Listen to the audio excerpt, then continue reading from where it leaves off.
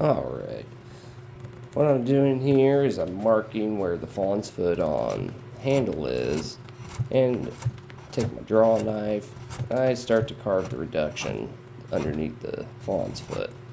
I do this because you get the shape of the fawn's foot, but you still have a flat bottom so that you can hit it with the hammer. Really try to round off that. Don't worry about getting it perfect right now, because you end up going back over the top of it with the sure form, and that's going to change the shape some. So here I grab the sure form, start to really carve that shape in on the palm swell, because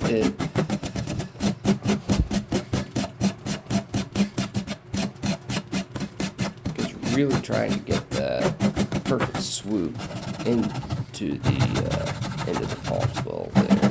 You don't want it to be just go from your flat rounded handle to this big honking swell. You want it to be a gentle and kind of sharp curve up towards the palm swell, because then it kind of hooks your hand in. It doesn't just gradually, very quickly curve up. Here, I'm taking the sure form, and I'm really rounding the inside of that finger well there.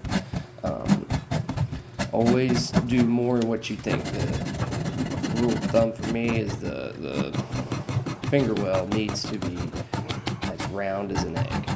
Every single spot of it should be egg-shaped. You can really tell a lot of times with newer handle makers, when you're seeing a handle someone's made, how long they've been doing it, based on finger wells. It's a spot that everybody just doesn't carve enough on, and you can leave it too flat there. Really making sure you get that transition good, really making sure that you round that finger well really well. I just can't stress that enough. It's a night and day difference between quality and experience. And just, because I probably made my first 75 handles, I think. I didn't think about it enough, and it just wasn't round enough there in that spot. And I can look at my old work from the first couple of years I made, what was I thinking? Because I just wouldn't round the finger well, and the back of the palm swell, the opposite finger well, just didn't round it enough.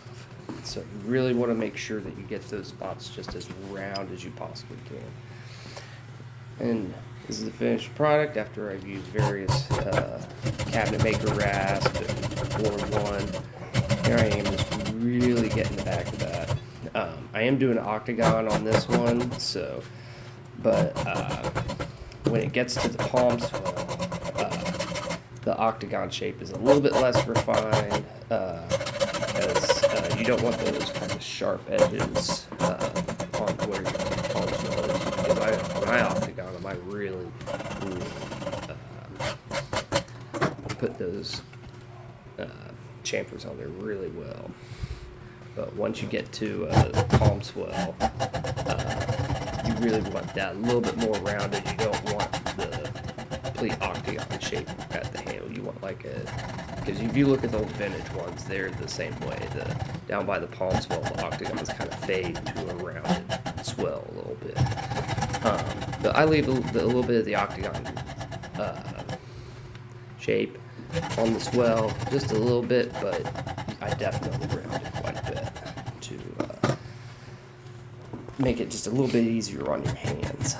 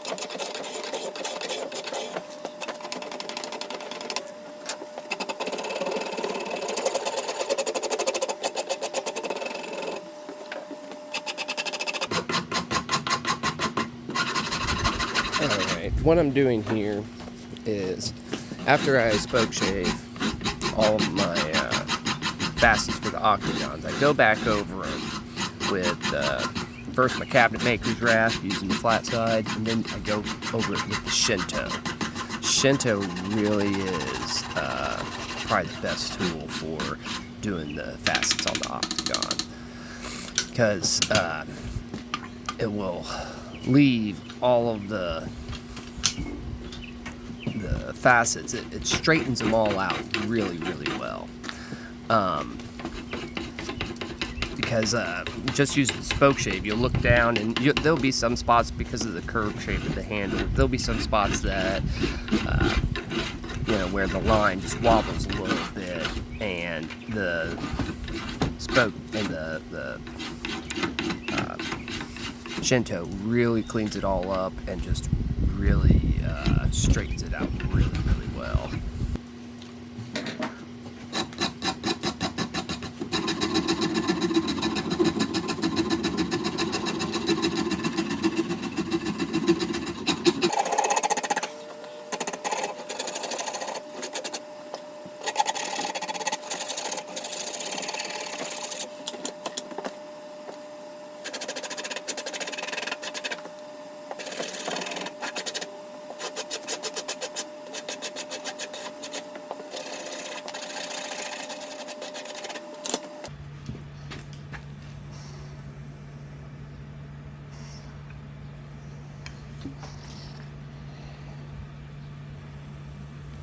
Now we're going to do the back line. Make it octagon like the front.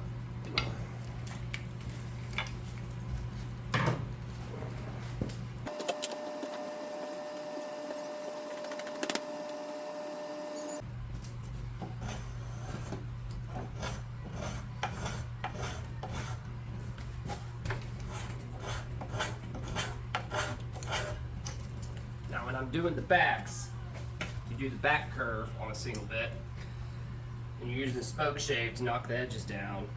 You usually can't go down and go all the way back up and all the way down, because you're going down a curve and then going up a curve. Spoke shaves don't like doing that, so you always gotta go down curves with the spoke shave. So you gotta go down here, and then down this way, and that way. So get a bit going.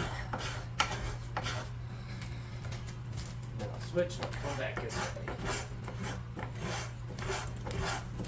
Really use that center line to make sure you're taking off the same amount.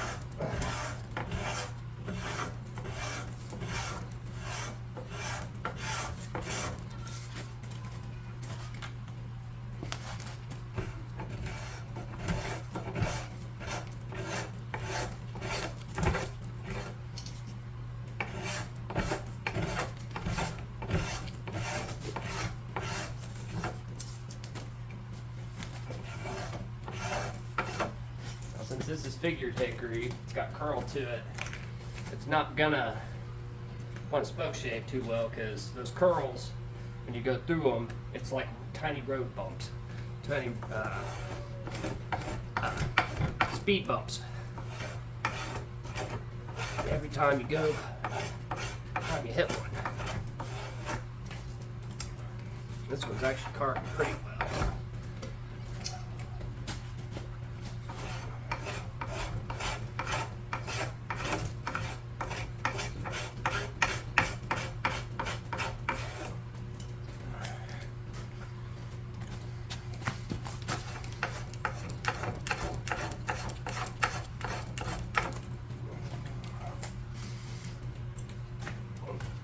Now I can see I got a little dip in my handle here where when I went to cut it out, it didn't cut out perfectly smooth. So I want to mark that as a low spot so that I can adjust it later when I go to do the top edge.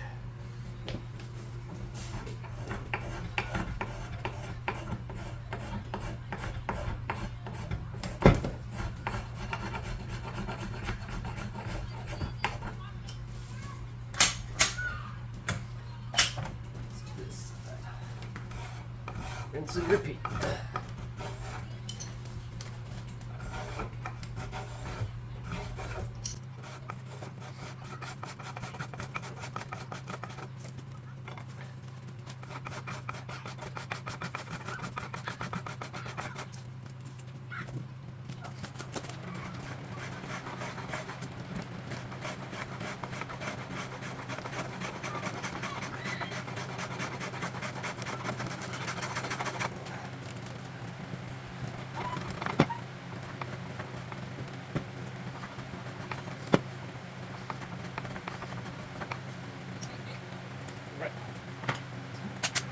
Now it looks a little bit like crap right now, especially right here. You gotta fix them transitions with rasps.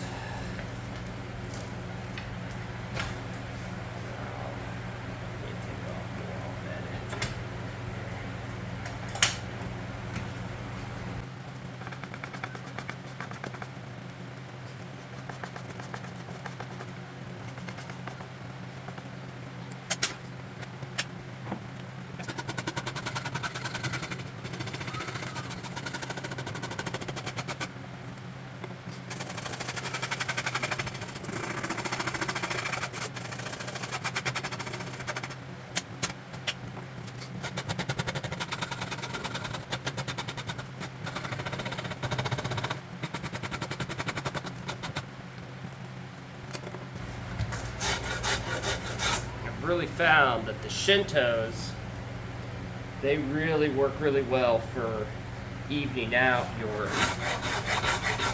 facets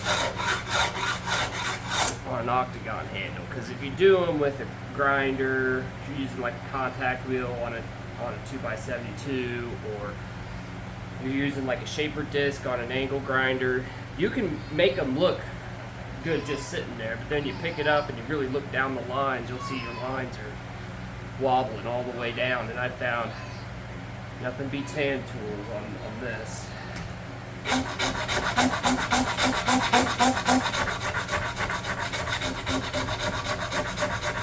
Because that's how I started doing this.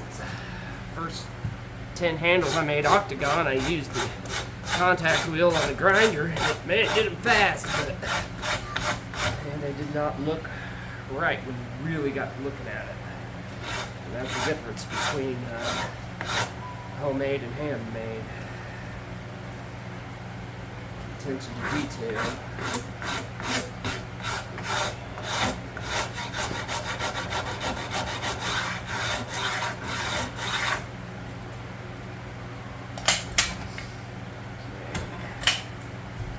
I'm going to do the back edge here. I'm going to use my Shinto because my center line's there. I can see, because whenever I do an octagon, I pretty much bring the facets all the way in to where the center line is, and then I carve down that line, because my templates are always a little fatter than the final product. That way I have room to be able to carve down the sides, cut down any low areas or high areas, and when I cut it out on the bandsaw, and just leaves a little bit more room for error. So when I do them, I make sure that the facets go all the way to the edge. I leave just the line pretty much.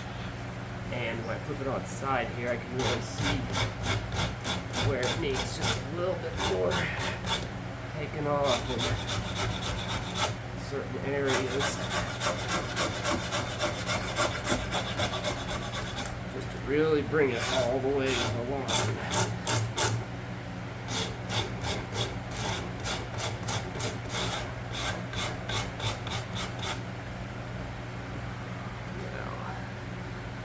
Carefully, one for much.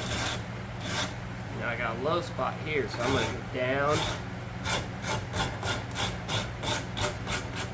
to that spot and stop. And here, start there. There we go. Now I can look and see how that low spot's gone. Now I can all the way. A little bit up here, a little bit up there.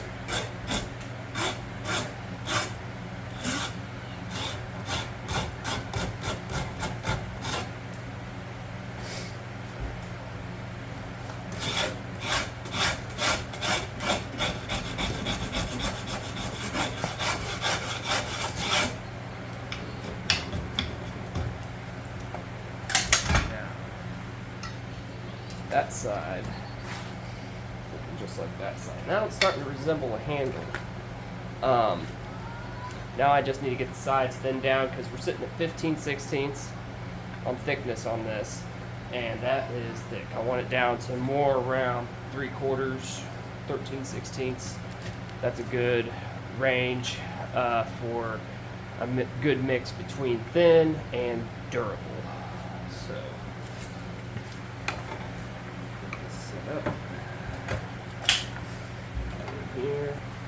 always carve the palm swells first whenever I do a handle, because whenever you're shaping the swell and you're using the rasp, you inevitably hit this spot right here, right past it, and you'll end up with a dip right here. So what I end up doing is I do that first. That way when I have that dip, I can shape this down and it'll be equal. You won't have that dip right after the palm swell. It's just all flat.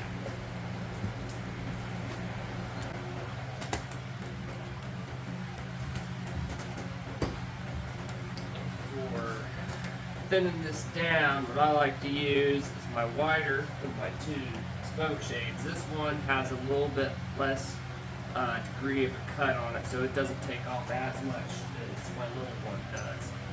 So,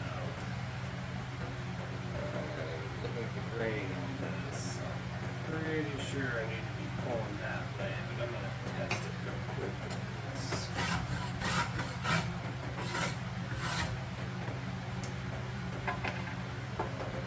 Try and see what happens. By the way.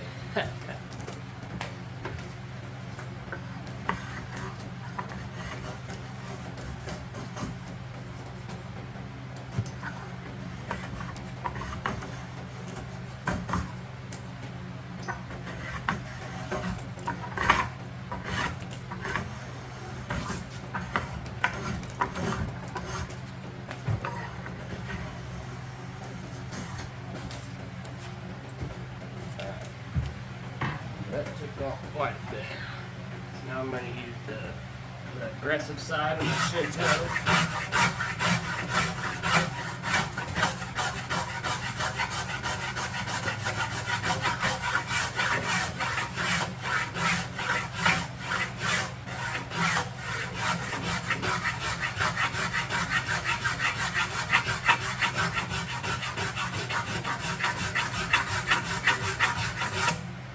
Make sure when you go up here, you go all the way up the swell and all the way down. That way it doesn't leave, that way, because this is flat. So when you go to do it, it won't leave any. And if you stop and then go here, you always have some weird transition there. And nobody likes that.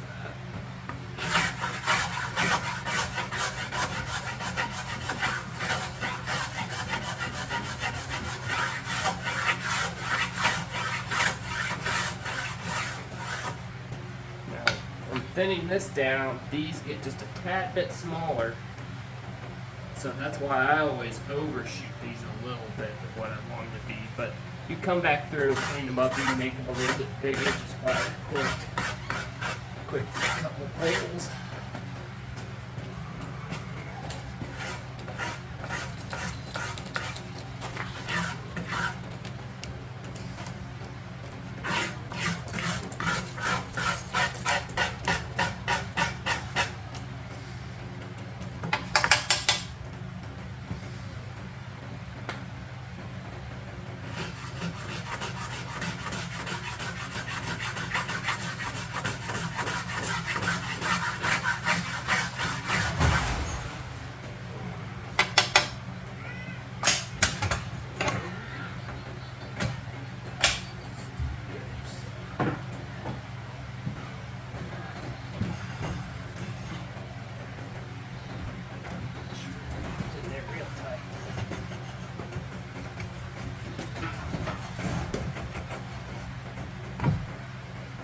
Stop right before, because I know I got that little dip right there. That shouldn't take too much off.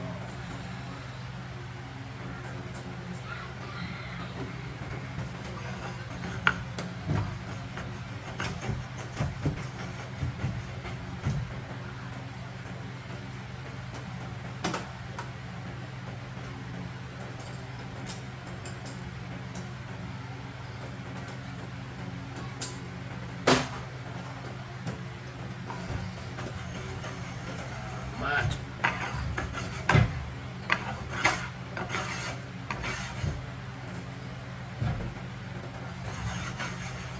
Curls or not. Not easy to carve.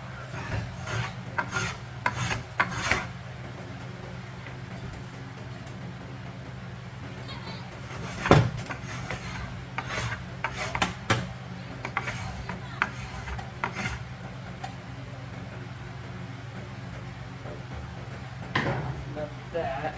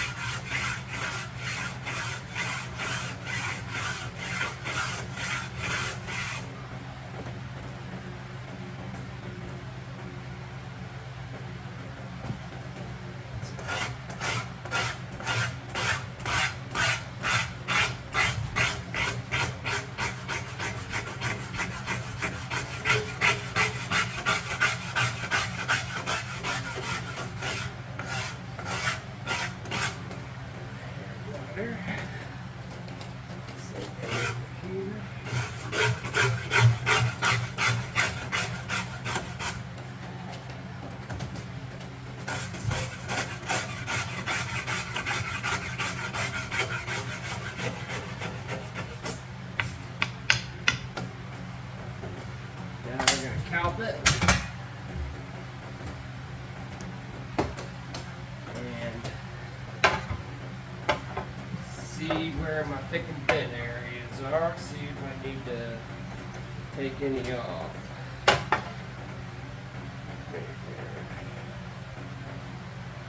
That's 0.8. That's 13/16 right now.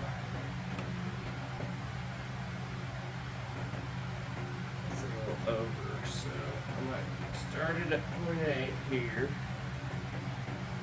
Lock it down.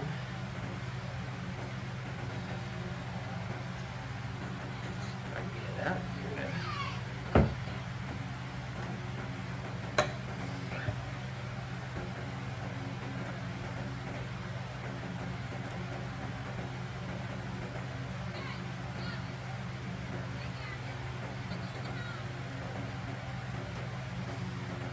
Let's see if there's any here.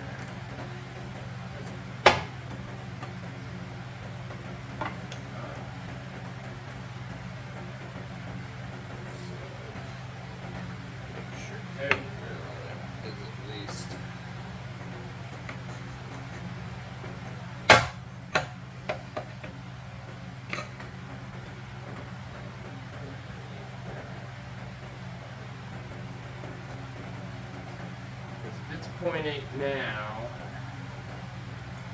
and after I card scrape it, probably gonna be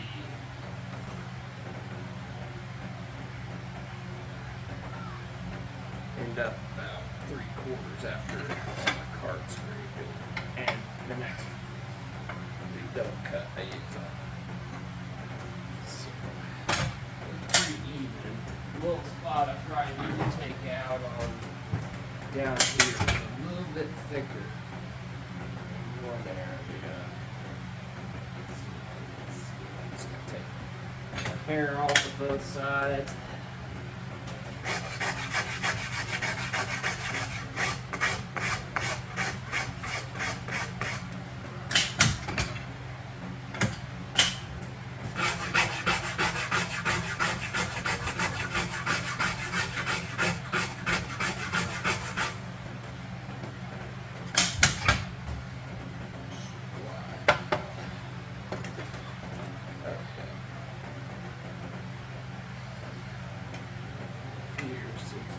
Biggest spot of them all.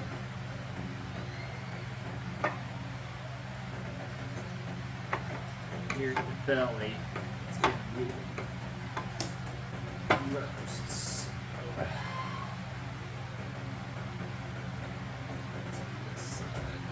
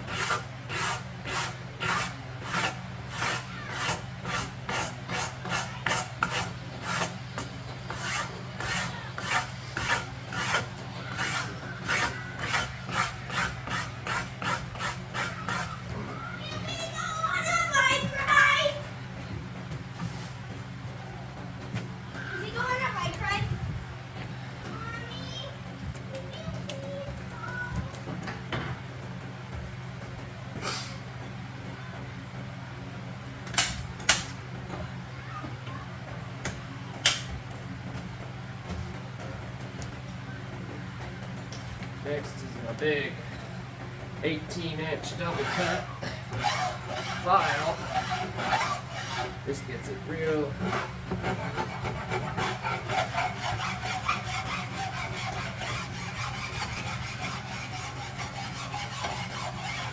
nice and smooth.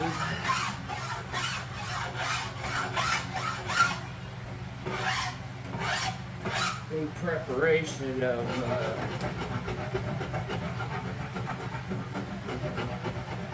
card scrapers.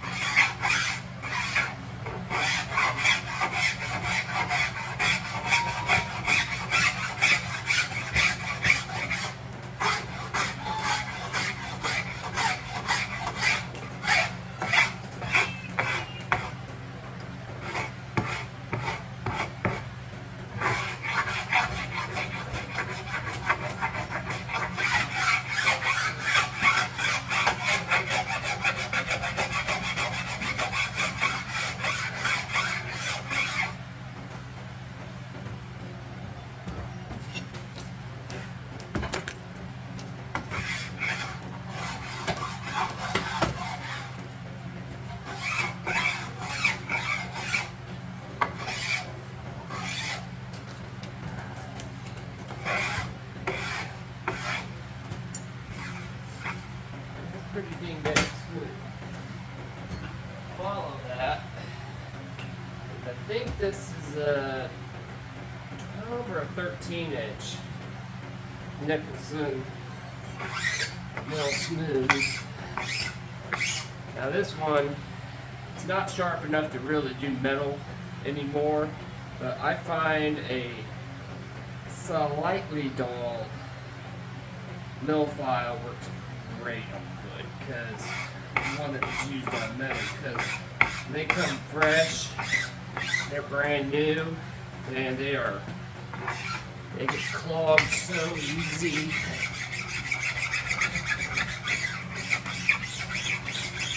And they just don't glide across it like this does.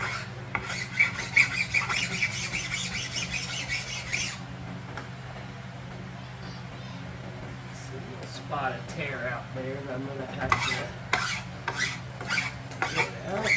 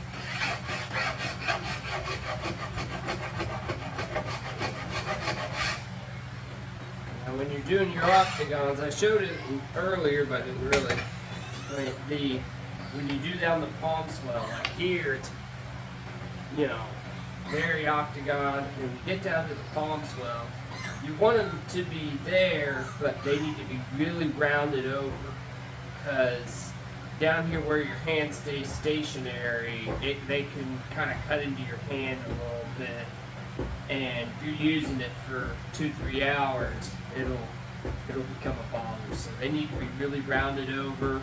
And right here is the palm swell is just completely rounded. Back here, I leave the back on octagons flat pretty much, but then I really make sure I round over these edges once I get to the card scraper phase.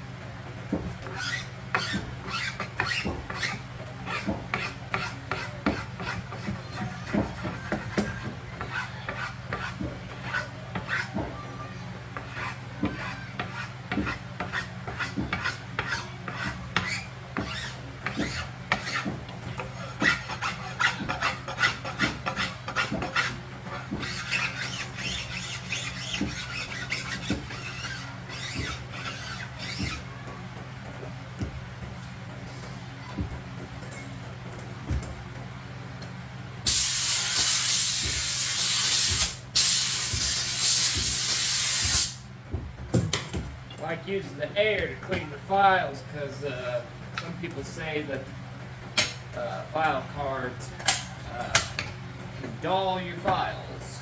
And I don't know if that's true or not, but pressed air sure works pretty dang good.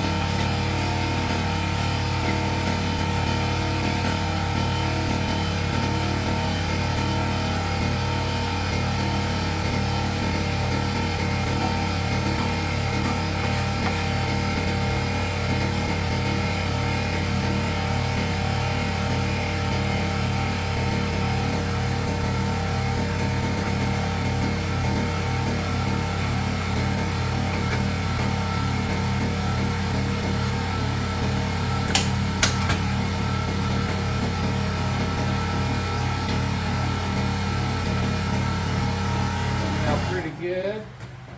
Then there's some straight lines on it now. Not hardly any wiggle wobble with it. Now I'm going to take it over and put it in the table vise there, and that's where I really work on the swell here. But first, to do the reduction here, what I call it anyways, the only time I use any power tools besides cutting the thing out and doing the tendons, of course, do the inlays anyways, is use my grinder, my 2x72, and I just do this one spot here. And that's just because I used to do it all by hand with files, and I just have not. It's one spot where I can tell you that using the machines actually makes it a lot faster. And anything that saves you time, saves you time. So, and doesn't affect quality.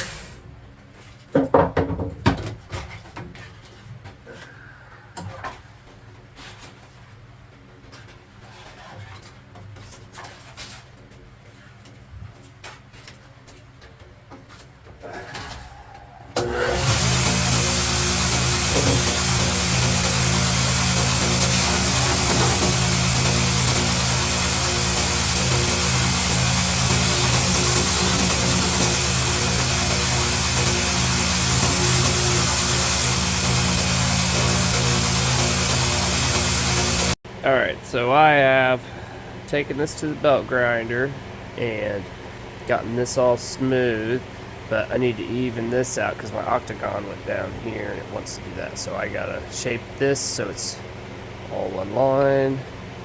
This is almost there. I just need to do a little bit of refining there, and then I need to get out some of these deep scratches from the rasps until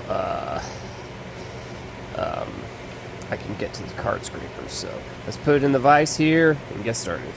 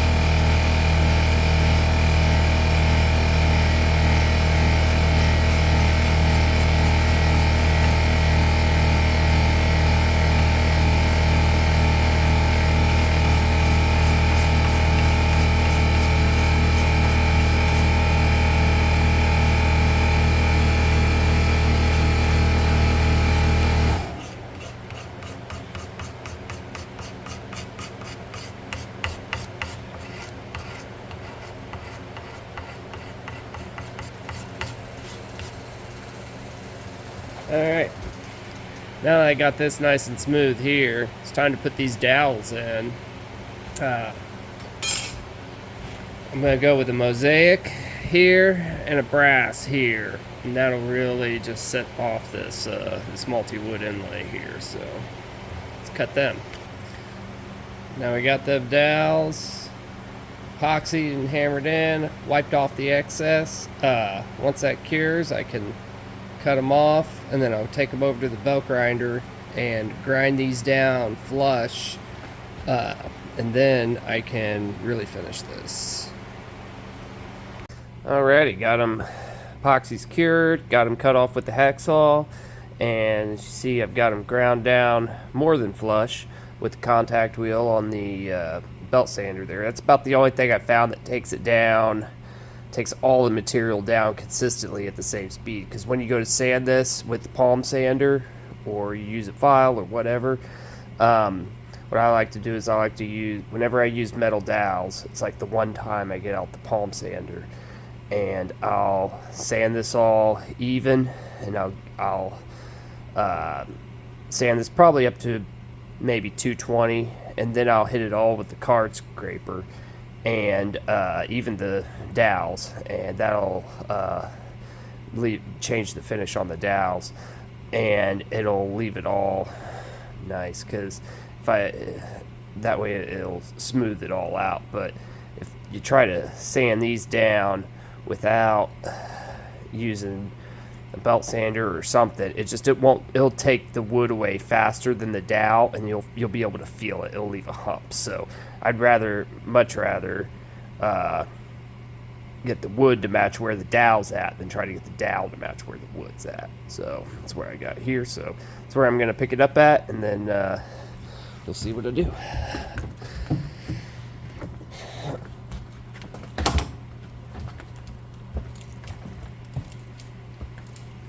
And this is got a lot of canary wood here and here in this multi-wood, because this canary, Osage, and olive are the main strips, and the canary is really, really bad for your lungs. I got to put a mask on for this one.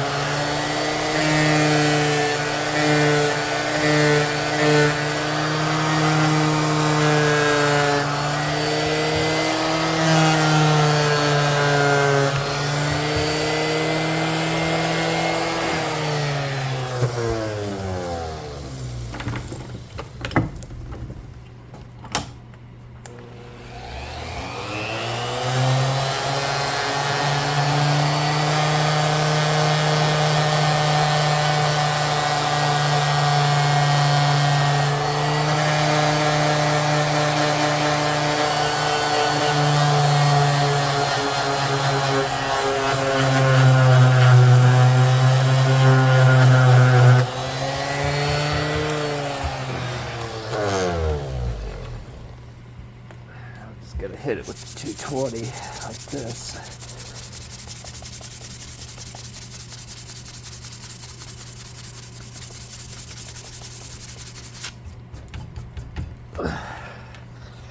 Beautiful.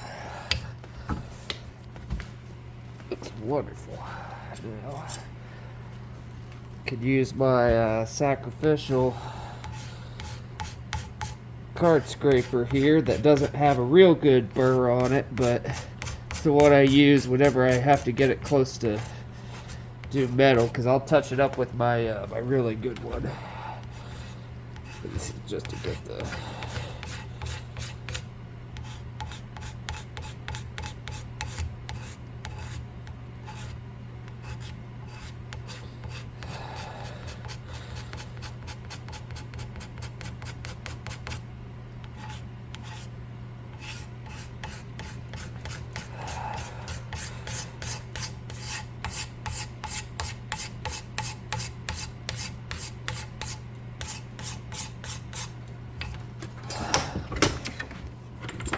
Now, I said it was gonna change the finish on the dowels, like you could see how it looks there. I don't know if you could see the difference, but this side's, you know, you could totally tell it's been sanded, and this side I don't know, I guess it just looks different, but I prefer this look over this one, so.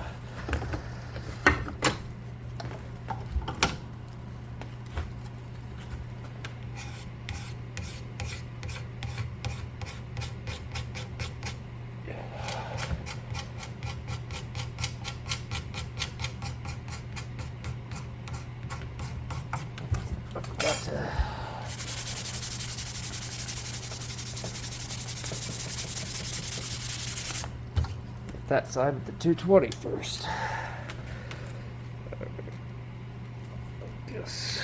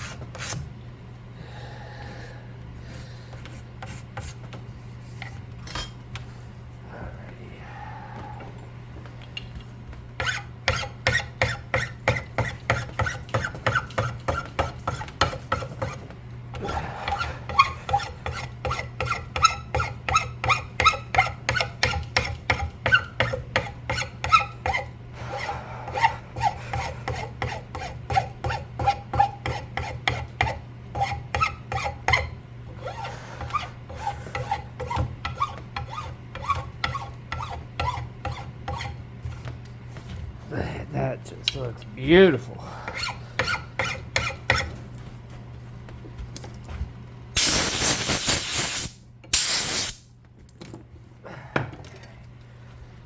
Use my good spokes. Good card scraper here. This one I keep at 0 degrees. Man, it really just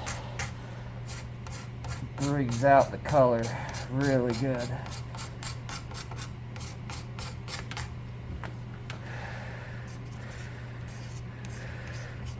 This one I don't get it all the way to where the dowels are. I just do around them, but you can't really notice once you get it all said and done like that. Looks pretty dang good.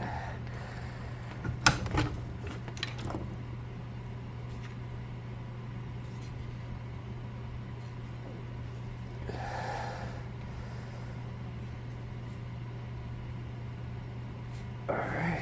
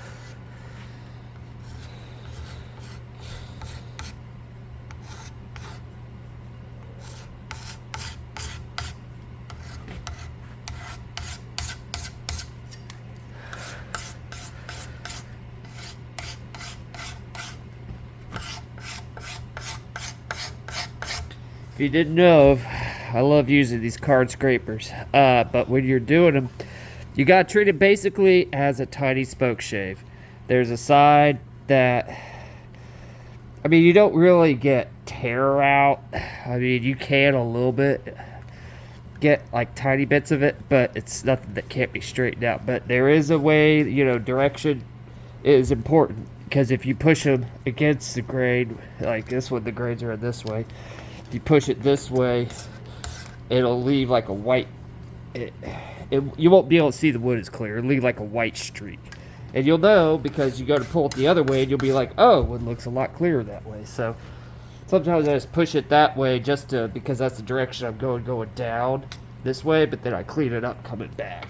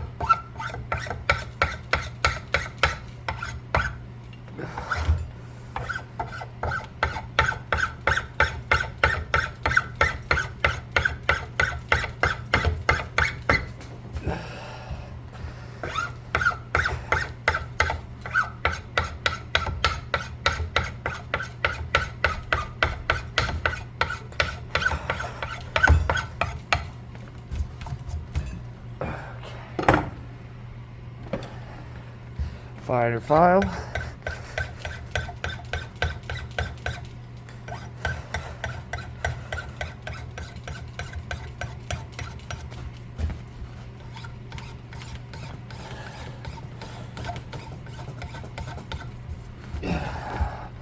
Chamfer.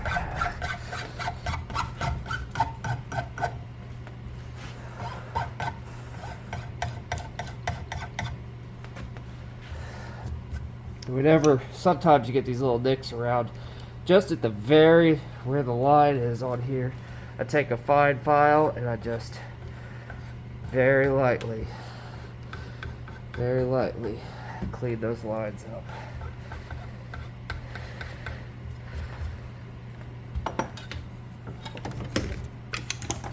Man, that just looks super. And you can see right here, here's a little dent I made with the. Sometimes that happens when you're doing that. You'll hit with this part there. Let's clean that up.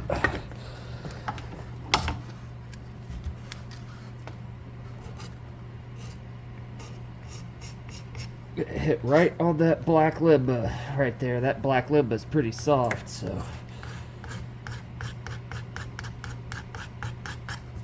let's fade that line there. Alrighty. Let's do the finder file over here.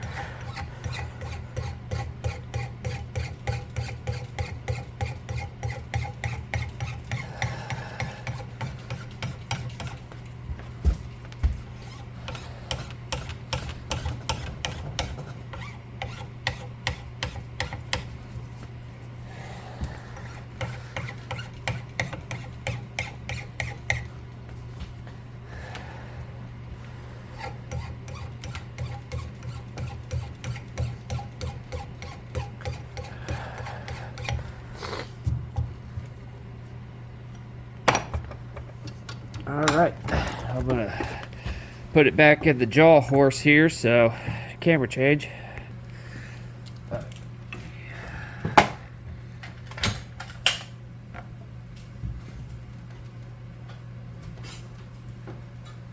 Yeah, good. This one's about, I think this one's 10 degrees. Now my grade's right that way.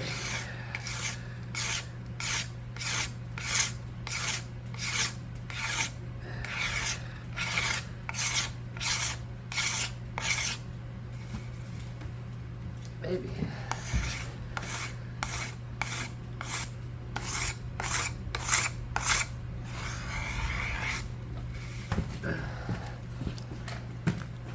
Well, it is right that way.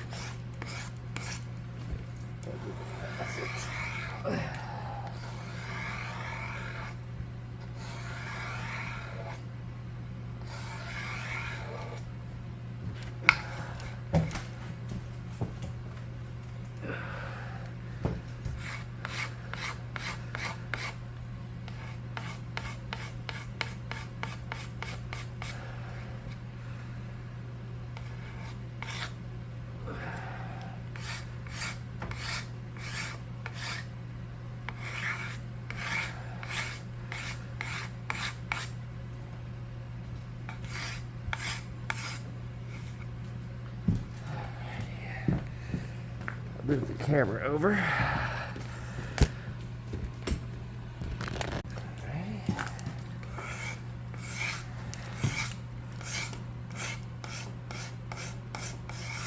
Pick up where we left off.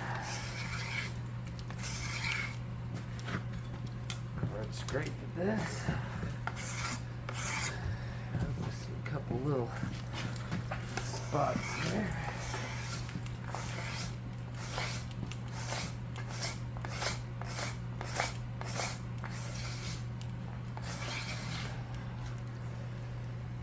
Always flip your card scrapers after a minute or two because they can get hot and the burr can break off. So.